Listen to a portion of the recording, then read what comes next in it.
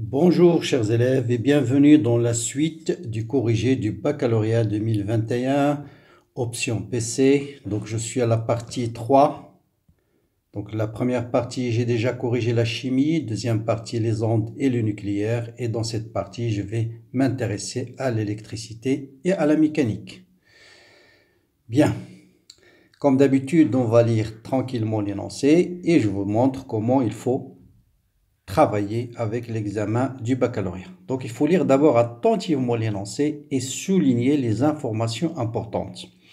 On vous dit les circuits des appareils électriques utilisés dans plusieurs domaines dans la vie courante sont constitués de condensateurs, de bobines, de conducteurs ohmiques et de circuits intégrés. Ça, c'est des généralités. Quel est l'objectif?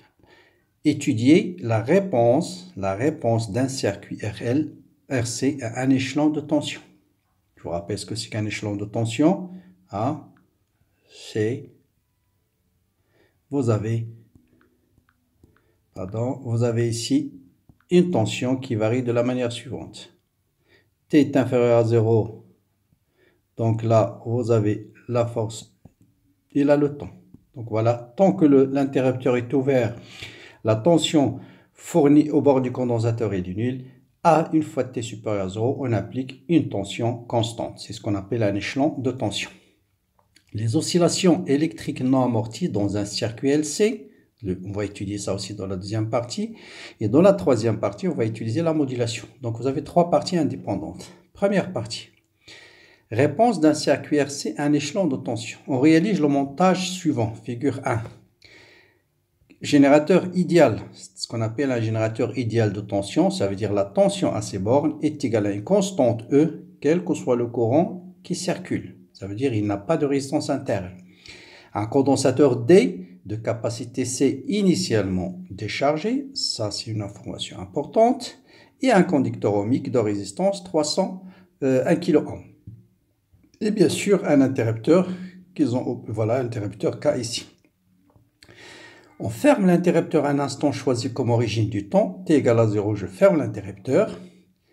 Et un système d'acquisition permet de suivre la variation de D de UC sur D de T en fonction de U de C. Voilà. Montrer que l'équation différentielle vérifiée par I de C sous la forme suivante. Donc ça, c'est la réponse générale pour déterminer l'équation vérifiée par la tension, le courant, ce que vous voulez. La base, c'est écrire ce qu'on appelle la loi d'additivité des tensions. C'est-à-dire quoi? C'est-à-dire la tension fournie par le générateur qui est E, à chaque instant va être partagée sur tous les dipôles qui sont en série. Ça veut dire, quel que soit T, vous allez voir E est égal à la tension au bord de la résistance plus la tension au bord du condensateur. Bien, bien sûr, avec I de R. Donc, tension vérifiée par quoi? Par I de C. Donc, on va tout exprimer en fonction de IC. C'est égal à R fois I. Et vous savez que I, c'est C, R, C, D de UC sur D de T.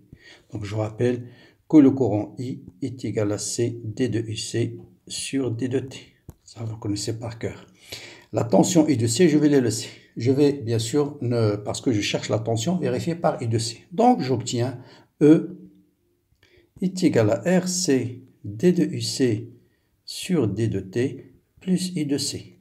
Et donc, je trouve l'équation différentielle vérifiée par U de C qui est D de UC sur D de T. Je vais diviser partout par RC plus 1 sur RC fois U de C est égal à E sur RC. Donc voilà l'équation différentielle vérifiée par U de C. Très bien. Donc, question 2. Donc, on vous dit, s'écrit sous la forme. Bon, on nous a donné la forme. Donc, vous voyez bien que D de IC, bon, celle-là, je la ramène de l'autre côté. C'est moins U de C sur RC plus E sur RC. Ça colle parfaitement. Très bien. Question 2. En exploitant la courbe, souvent en électricité, c'est comme ça que ça se passe. On vous donne une courbe. Vous allez déterminer l'équation différentielle. Et à partir de la courbe, vous allez déterminer des grandeurs physiques. Donc, la première chose, là, c'est une droite. Donc, je dois Faire apparaître l'équation d'une droite à partir de l'équation différentielle. Là, vous avez y en fonction de x. Y, c'est d de uc sur d de t. Donc, je vais écrire l'équation 1. 1 devient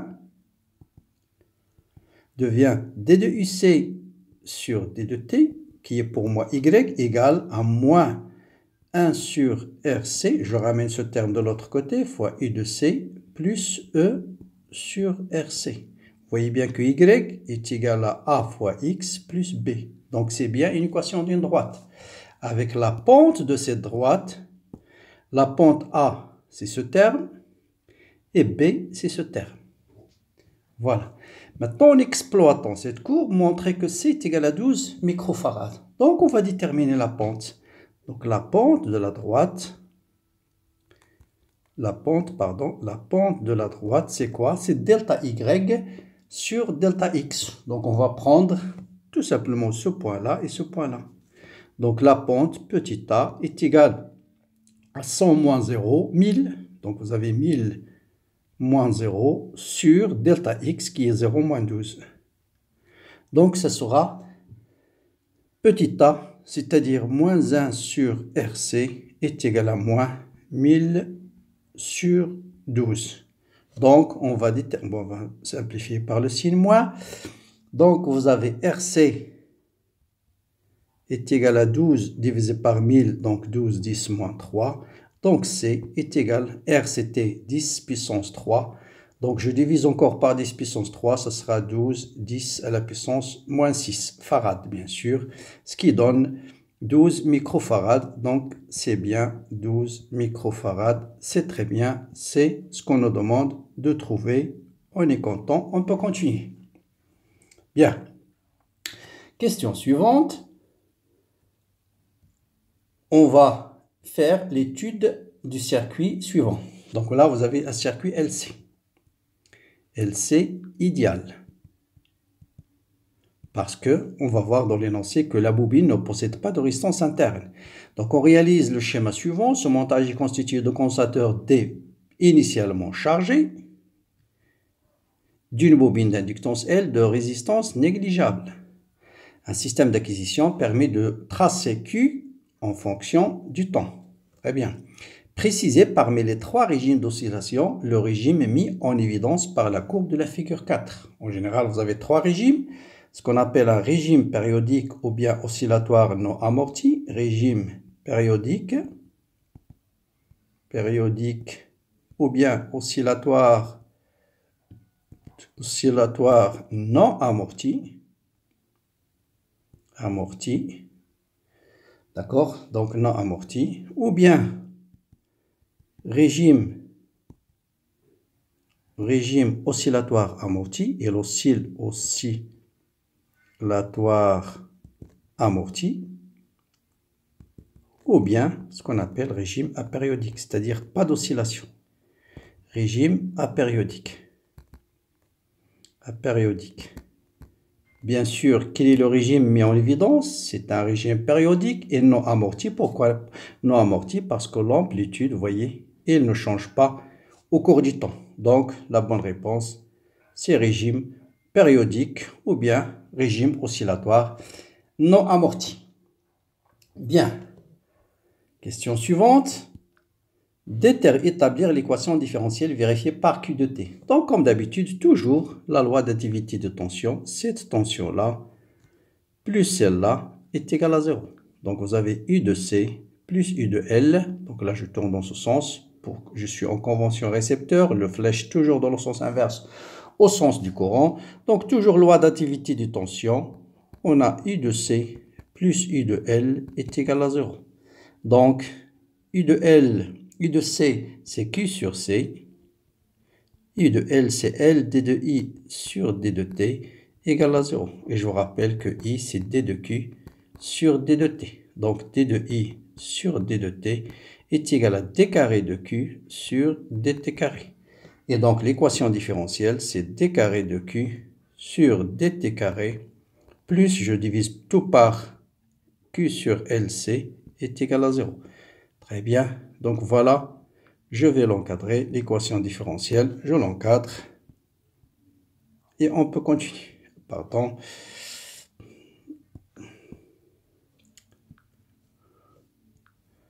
Voilà, oups, oups, voilà, oups, voilà, oups, voilà, et voilà. Très bien. Bien, la suite. Donc, une fois qu'on a déterminé l'équation différentielle, on va voir qu'est-ce qu'on peut faire. Trouver l'expression de T0. Bon, T0, sachant que pour que l'expression Q égale à Q de M cosinus soit solution de l'équation différentielle. Donc, d'abord, on va rappeler l'équation différentielle qui est d carré de Q, ou bien je vais mettre tout de suite Q seconde, c'est-à-dire d carré de Q plus 1 sur LC, Q sur LC égale à 0. G, Q de T est égal à QM cosinus 2pi sur T0 fois T. Donc, trouver l'expression de T0. On va chercher l'expression de T0 pour que celle-là vérifie cette équation. Donc, je dois chercher Q', je dois chercher Q seconde. Je cherchons d'abord Q' de T. La dérivée de cosinus A de T, c'est moins QM 2pi sur T0 sinus 2pi T sur T0. Et ensuite, Q seconde, la dérivée de sinus A de T, c'est A cosinus, donc moins QM 2pi sur T0 au carré fois cosinus 2pi sur T0 fois T. Et QM cosinus 2pi sur T0, hein, ce terme fois celui-là, n'est autre que quoi? N'est autre que QM, Q de T. Donc, c'est égal à moins 2pi sur T0 au carré fois Q de T. Voilà. Donc, on va remplacer dans l'équation différentielle. Donc, Q seconde, je le remplace par moins 2pi sur T0 au carré fois Q. Je vais factoriser tout de suite par Q, plus 1 sur LC. Tout ça fois Q de T égale à 0. Ceci est valable quel que soit T, d'où ce terme égale à 0. Donc, ce terme égale à 0. Ça veut dire 2pi sur T0 au carré est égal à 1 sur LC. Ce qu'on cherche, c'est T0, donc je passe à la racine carrée, ce qui implique 2pi sur T0 est égal à 1 sur LC, ou bien T0 est égal à 2pi, racine carrée ici, bien sûr, racine carrée, ou bien T0 égale à 2pi, racine carrée de L fois C. Voilà, j'encadre mon résultat. Voilà, donc, qu'est-ce qu'on nous demande, bien sûr, déterminer l'expression de T0. Donc, on a trouvé l'expression de T0 pour que QM soit solution de l'équation. Donc, ça, c'est vraiment des questions de cours. Bien. Donc, la suite, c'est trouver la valeur de T0, hein, d'après la courbe. Donc, je n'ai pas noté la question 4 et déduire la valeur de L. Pardon, je n'ai pas noté, donc je vais noter question 4. Donc question 4. Question 4, c'est valeur de T0. On nous demande de trouver la valeur de T0. Bon, là, il suffit de revenir sur la courbe. Voilà, c'est là. Et T0, c'est le temps, c'est de là à là. Donc, vous voyez bien tout de suite, c'est 21 millisecondes. Donc, d'après la courbe, on va dire graphiquement, T0, c'est égal à 21 millisecondes. Question 5. Question 5. On nous dit de déduire la valeur de L. Bon, c'est toujours des questions. Déduire L. Donc là, je viens tout de suite à l'expression que je viens de démontrer. T0, c'est 2pi racine carrée de LC. Donc, je peux déduire tout de suite que L est égal à T0 au carré sur 4 pi carré fois C. Je passe à l'application numérique. L est égal, T0 c'est 21 au carré millisecondes, ne pas oublier 10 moins 6, divisé par 4 pi au carré c'est 10, donc on va dire 40, fois C, qui est 12 microfarad, 12, 10 moins 6. Vous simplifiez par 10 moins 6, 21 au carré, et ça vous donne L est égal à 0,9 Henri. L'unité, bien sûr, c'est Henri, c'est l'unité des inductances. Voilà pour cette première partie du circuit LC. Bien, maintenant on va passer à la deuxième partie. Et là, vraiment, c'est pratiquement le même sujet qui a été proposé pour le Sciences Maths la même année. Donc, modulation d'amplitude d'un signal. Pour obtenir un signal modulé en amplitude, on réalise le montage présenté sur la figure 5. Donc, qu'est-ce qu'il fait ce circuit? Donc, j'induis deux tensions, U1 et U2. Et ensuite, le circuit, il multiplie U1 par U2 pour donner US. C'est ce qu'on appelle un multiplieur. Bon, sur l'entrée E1, on va injecter une tension U1 égale ce qu'on appelle la porteuse, PM cosinus de pi fp fois t. Sur l'entrée E2, le signal qu'on doit transporter, plus une composante continue. Et le signal, c'est celui-là. Bien. Et la tension modulante est U0 et la composante continue, bien sûr, on obtient à la sortie du multiplieur une tension US modulée en amplitude. C'est ce qu'on appelle la modulation d'amplitude, c'est-à-dire son amplitude va varier au cours du temps. On visualise la tension U1 sur la voie A de l'oscilloscope et la tension U2 sur la voie B. Voilà 1 volt par division, 2 millisecondes par division. Définir la modulation d'amplitude, bon ça c'est une question de cours, la modulation, donc modulation, qu'est-ce qu'elle a pour but? D'amplitude consiste, d'amplitude, qu'est-ce qu'elle a besoin? Il consiste à faire varier, donc à faire varier l'amplitude d'un signal. On l'appelle modulation d'amplitude, l'amplitude d'un signal de haute fréquence en fonction d'un signal de basse fréquence. L'amplitude d'un signal haute fréquence en fonction d'un signal basse fréquence. Bien. Déterminons les fréquences Fs et Fp. Donc là, je vais zoomer sur... Bon, je ne peux pas. Donc, déterminons Fs. Donc là, vous voyez le signal, il est là. Donc voilà une période, c'est de là à là. Donc ça fait combien? Voilà une période. Donc on a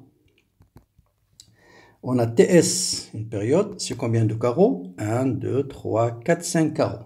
Donc 5 fois combien? 2 millisecondes par division, donc 5 combien? Donc 1, 2, 3, entre maximum et maximum 1, 2, 4 et non pas 5. Donc là, pour ne pas se tromper, on va prendre ce maximum là et ce maximum là. Voilà, c'est plus simple. Vous voyez, 1, 2, 3, 4. Donc TS égale à 4 fois 2. Chaque carreau correspond à 2 millisecondes. Ça fait 8 millisecondes. Et donc la fréquence, bien sûr, la fréquence du signal, c'est 1 sur TS. Et 1 sur 8, 10 moins 3, ça vous donne 125 Hz. Ça vous donne sur 125 Hz. Maintenant, pour la porteuse. Donc pour la porteuse, là, on va compter combien de périodes, par exemple, dans 2 carreaux. Donc prenons 2 carreaux de là à là. Normalement, il faut compter le maximum pour ne pas se tromper. Donc, vous avez 1, 2, 3, 4, 5, 6. Donc, vous avez 6 périodes. 6 fois la période de la porteuse, ça fait 2 fois 2 millisecondes, ça fait 4 millisecondes. 4, 10 moins 3. Donc, ce qui implique la période de la porteuse, 4 sixièmes, c'est-à-dire 2 tiers, 10 moins 3. Et donc, la fréquence de la porteuse, c'est 1 sur, donc 3 demi, 10 puissance 3 Hz. Donc la fréquence de la porteuse, c'est 1500 Hz. 1500 Hz. Voilà comment on détermine la fréquence du signal et la fréquence de la porteuse. Donc rien, bien sûr, c'est toujours regarder. Donc plus on compte un grand nombre de périodes, plus on fait moins d'erreurs pour la porteuse, pour le signal et l'éclair. Très bien. Donc là, on nous dit de déterminer la valeur de SM. Donc je rappelle, SM c'est l'amplitude du signal et I0 c'est la composante continue. Donc SM ici, le plus simple c'est de terminer deux fois. Donc ça c'est le minimum du signal et ça le maximum. Et entre le minimum du signal et le maximum, vous avez deux fois SM. D'accord? Deux fois SM. Donc on a 2 fois SM, c'est un carreau, et un carreau, on a dit c'est 1 volt. Donc, ce qui implique SM égale à 0,5 volts. Voilà SM. Pour I0, là aussi, le plus simple, c'est de déterminer de là à là. Donc, de là à là, c'est quoi en fait? Parce que I0, c'est normalement, il faut faire le milieu du signal, c'est là. I0, c'est de là à là, plus SM. Ça veut dire cette quantité-là, de là à là, c'est ici, c'est SM plus I0. Donc, on a aussi SM plus I0, ça fait combien de carreaux? Ça fait 1 et 2. Donc, ça fait 2 carreaux aussi. Ça fait 2 volts. Sachant que SM, c'est 0,5. Donc, ce qui implique I0 égale 1,5 volts. Voilà. Très bien. Donc, la modulation réalisée dans ce cas sera-t-elle bonne? Justifiez votre réponse. Donc, pour montrer que la modulation elle est bonne ou mauvaise, il faut vérifier deux conditions. Donc, qualité de la modulation, vous avez deux conditions. Donc, 3, bonne modulation. Bonne modulation. Vous avez deux conditions. 1, il faut que la fréquence de la porteuse soit supérieure, très supérieure à la fréquence du signal, au moins 10 fois. Condition vérifiée. Pourquoi? On a 1500 Hz. Et l'autre, 1500, on a trouvé combien? 1500, donc là, c'est 1,5 kHz. Là. Donc ça, c'est 1,5 kHz. Il manque un 0. Donc 15 000. D'accord? Donc vous avez 125. Donc 1500, c'est 15 kHz ici. 15 kg. Et elle est largement supérieure à 10 fois 125. 10 fois 125, ça fait 1250. Alors que ici, on a 15 kg. Donc, j'ai pas fait d'erreur là. 3,5, c'est 2 tiers. C'est 3,5, c'est 1,5. 1,5, donc c'est 1500. Donc, c'est juste 1500. C'est 1500, pardon. C'est 1500. Donc, 1500, voilà, il est supérieur à 10 fois 125. 10 fois 125, c'est 1250. Donc, c'est correct. Donc là, c'est comme 1500. Bien. 1500. Donc la première condition est vérifiée. Maintenant, on va déterminer la deuxième condition. La deuxième condition, il faut que le taux de modulation soit plus petit que 1. Et le taux de modulation, on peut le calculer de deux manières différentes, soit UM sur E0, et là 0,5 divisé par 1,5, ça fait 5 sur 15, ça fait 1 tiers. 1 tiers, c'est 0,33, il est plus petit que 1, donc, plus petit que 1, donc, on a une bonne modulation. Bonne modulation. Bien sûr, vous pouvez calculer SM, minimum du signal, Smax, et calculer Smax moins Smin sur Smax plus Smin. Hein, donc voilà, ça c'est Smin et ça c'est Smax. Vous pouvez faire ça aussi. Bien. Donc ça c'est pour la modulation, pour l'électricité. Bien, on va passer maintenant à la mécanique. Bien, donc la mécanique, c'est toujours le principe, c'est définir le système étudié, quelles sont les forces appliquées et projeter correctement. Si vous maîtrisez ces trois choses, la mécanique, c'est très très simple. On vous dit, le parachute est un dispositif destiné après son ouvrage à freiner le mouvement en chute verticale. Cet exercice propose d'étudier un modèle simplifié du mouvement d'un parachute. Ce dernier se laisse tomber sans vitesse initiale. Voilà, sans vitesse initiale. D'un hélicoptère en vol stationnaire, c'est-à-dire il est fixe, situé à une hauteur H au-dessus du sol. On étudie le mouvement du centre d'inertie du système constitué d'un parachutiste équipé de son parachute dans le repère, voilà le repère d'étude au cas. Référence, on considère que la trajectoire est verticale et que l'accélération de la pesanteur reste constante. Voilà quelques données, la masse du système, l'accélération de pesanteur 10-2, la hauteur h, et le mouvement s'effectue en deux phases. Donc la masse du système, bon ça c'est, je l'ai copié 2 fois. Le mouvement s'effectue en 2 phases. Phase 1. Parachute fermé. Le parachutiste se laisse tomber de l'hélicoptère sans vitesse initiale. D'accord? Sans vitesse initiale, à un instant choisi comme date d'origine du temps. Donc sans vitesse initiale. Voilà les choses importantes. La chute se fait durant cette phase avec le parachute fermé. Donc là, il fait la chute sans utilisation de parachute. On modulise l'évolution de la vitesse du centre d'inertie du système durant cette phase par la courbe suivante. Voilà V en fonction du temps. Quelle est la nature du mouvement de G? Donc là, vous voyez, donc 1, nature du mouvement. Nature du mouvement. Qu'est-ce qu'il faut dire ici? Mouvement. D'après la courbe, on va dire, d'après la courbe,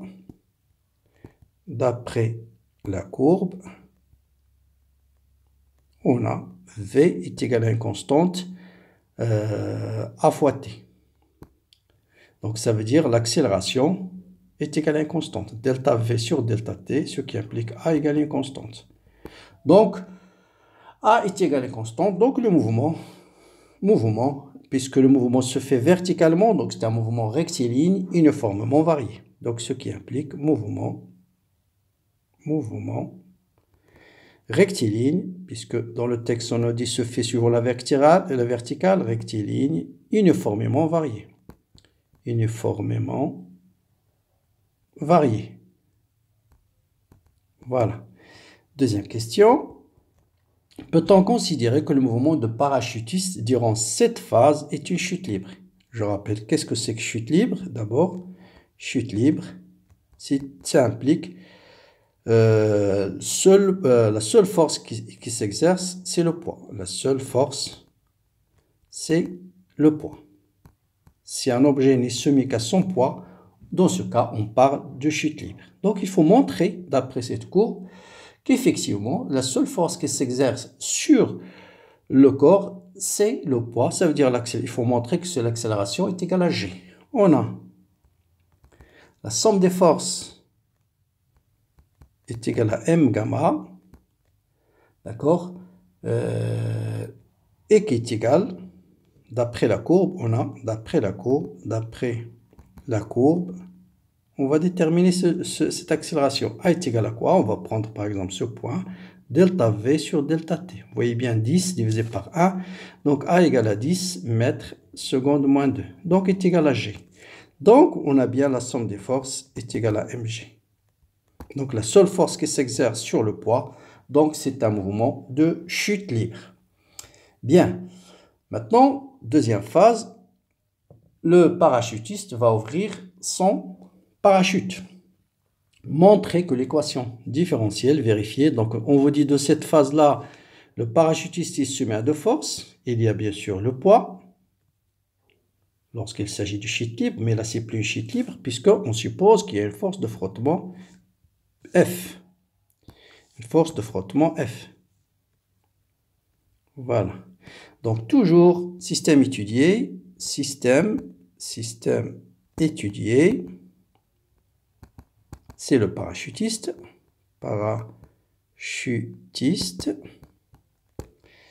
des forces appliquées, bien sûr, vous avez le poids et la force de frottement, et deuxième loi de Newton, où nous dit que la somme des forces est égale à m gamma. Bien sûr, il faut préciser aussi le repère d'étude. Le repère d'étude, c'est au Z. Bien. Bon, donc on va appliquer la somme des forces égale à m gamma. Donc on a F qui est égal F plus P est égal à M fois A. Et on va projeter, bien sûr, suivant l'axe OZ.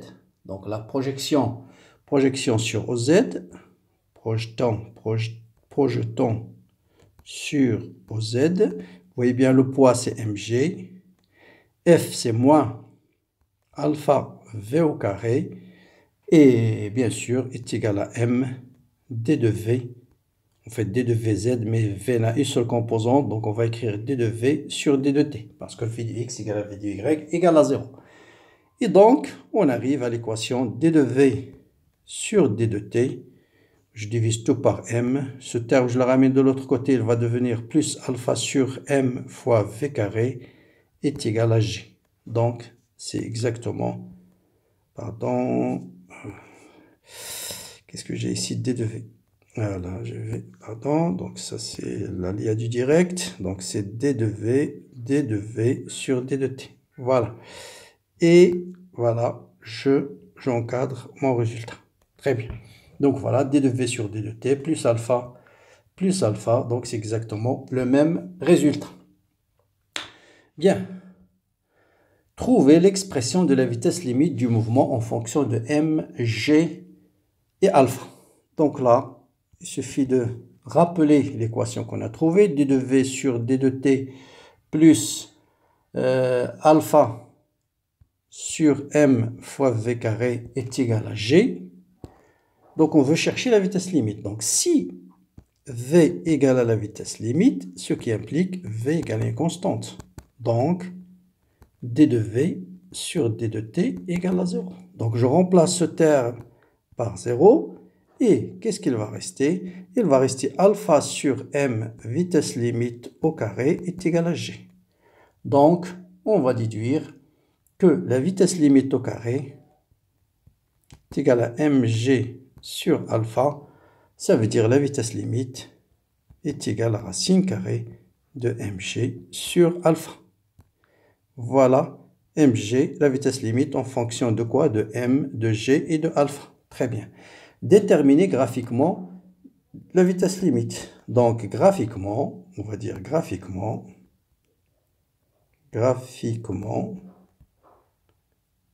on va chercher quand est-ce que la vitesse égale à une constante. Vous voyez bien, c'est là où la vitesse égale à une constante.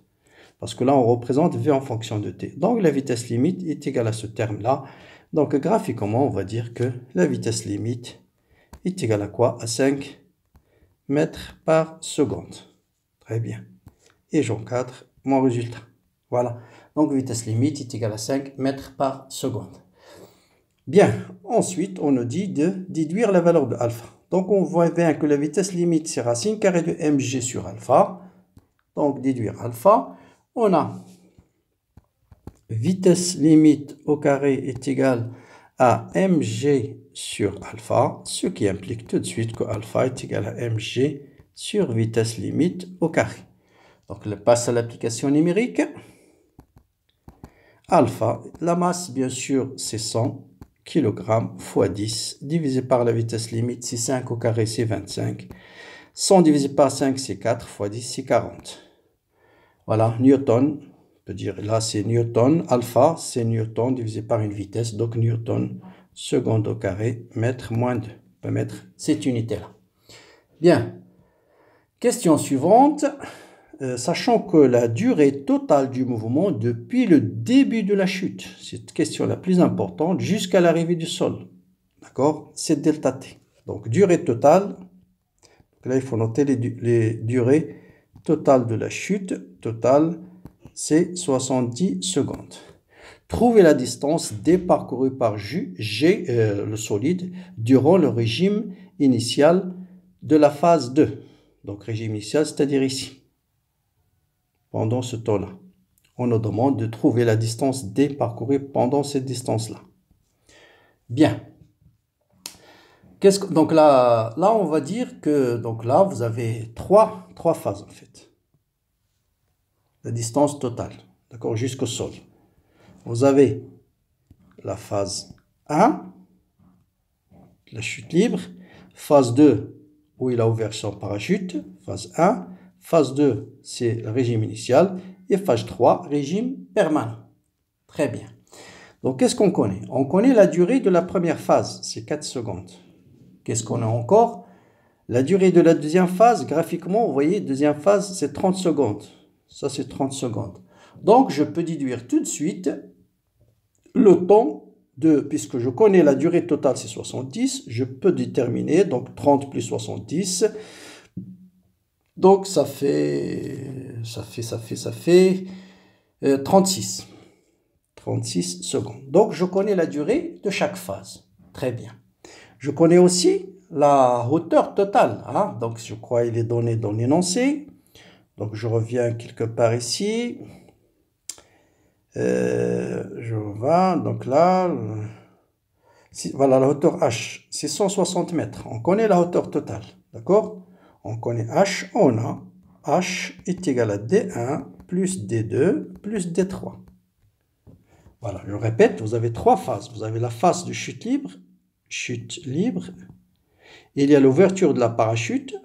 Et à partir de l'ouverture de la parachute, vous avez deux phases. Régime initial, transitoire et régime permanent. D'après le graphe, le régime transitoire initial il dure 30 secondes. Donc de là à là, c'est 30 secondes. Ici, on l'a calculé tout à l'heure, c'est 4 secondes. Et je connais le temps total, la durée totale, c'est 70. Donc je déduis tout de suite ici 36 secondes. Donc phase 1. Phase 1, je vais déterminer la distance parcourue ici. Donc je vais noter ici la distance parcourue, je l'appelle D1. Ici, je l'appelle D2. Ici, je l'appelle D3. Le but, c'est de trouver D2. Donc, phase 1.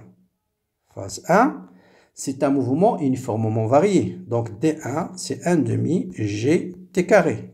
C'est-à-dire T1 au carré. On va l'appeler T1. Et donc, vous voyez, T1, c'est 4. 4 au carré, c'est 16. 16 divisé par 2, c'est 8. 8 fois 10, c'est 80. Donc, 80 mètres. Très bien. Phase 3. Phase 3. Pourquoi la phase 3? C'est plus facile parce que la vitesse est constante. D'accord? Donc, je connais le temps, donc je peux déterminer la vitesse tout simplement. Donc, la phase 3, la distance, vous avez la distance est égale à V fois T. La distance est égale à V fois le temps. Voilà. Je connais la vitesse, c'est 5. D'accord? Et je connais le temps, c'est combien? C'est 36. 5 fois 36, ça me fait 180 mètres. Je connais la hauteur totale. Donc, je connais la hauteur totale. Donc, je connais la hauteur totale. H égale à 660, qui est égal à D2 plus 80 plus 180, ça fait 260. Voilà. Et donc, D2 égale à combien? Donc, 600 moins 260, ça fait 400 mètres. Ce qui implique que D2 est égal à 400 mètres. Voilà, et j'encadre mon beau résultat. Voilà, donc c'était la question, je crois, où il y a un peu de réflexion, je dirais. Donc, je reprends un peu le principe de cette question. Là, ce qui est très important, il faut se rappeler des données. Il faut se rappeler que vous connaissez la hauteur totale H, ça c'est très important, et vous connaissez le temps total. Ça c'est très important aussi, c'est 70 secondes. Ensuite, il faut toujours faire des schémas, partager le mouvement sur les trois phases en chute libre, mouvement transitoire et vitesse, mouvement uniforme, parce que la vitesse est constante. D'accord? Et voir qu'est-ce que je peux déduire à partir de la courbe. Vous voyez bien, à partir de la courbe, je peux déduire la durée de ce mouvement. Il n'y a pas de calcul. Le régime transitoire dure 30 secondes. Le régime de chute libre, on l'a déjà calculé, c'est 4 secondes. Je connais le temps total, donc je vais déterminer la durée de régime permanent. Vitesse constante, je connais le temps, je détermine la distance. Donc ça, c'est D3. Voilà, D1, je connais l'équation du mouvement, horaire du mouvement, je détermine D1. Et voilà, on a déterminé la hauteur totale. Donc voilà pour le corrigé. Comme ça, je termine le corrigé détaillé du baccalauréat 2021. Et je passe bien sûr au corrigé des autres options SVT et Sciences Maths. Voilà, n'hésitez pas bien sûr à partager ces vidéos avec vos amis, de vous abonner à la chaîne. Certains élèves m'ont demandé de créer un groupe pour faire des heures supplémentaires. Bien sûr, je suis en train d'y réfléchir. S'il y a des gens qui sont intéressés, bien sûr, ils peuvent me contacter par mail. Et voilà mon mail. Bon, là, c'est mon mail. Je vais écrire ici mon mail. Vous le connaissez de toute façon. Je pense que le mail, c'est haji1966@gmail.com. Les gens qui sont intéressés par des cours supplémentaires, ou des heures supplémentaires, comme vous voulez, en physique et chimie, sont priés de m'envoyer leur mail. Ou bien, bientôt, je vais créer un groupe WhatsApp et je vais vous mettre, bon, j'ai déjà créé, mais je pense que je dois chercher un mot très court pour le simplifier. Mais du moins, pour le moment, s'il y a des élèves intéressés, ils peuvent m'envoyer leur numéro de téléphone par mail. Voilà, je vous souhaite bien sûr bon courage, bonne continuation et à très bientôt.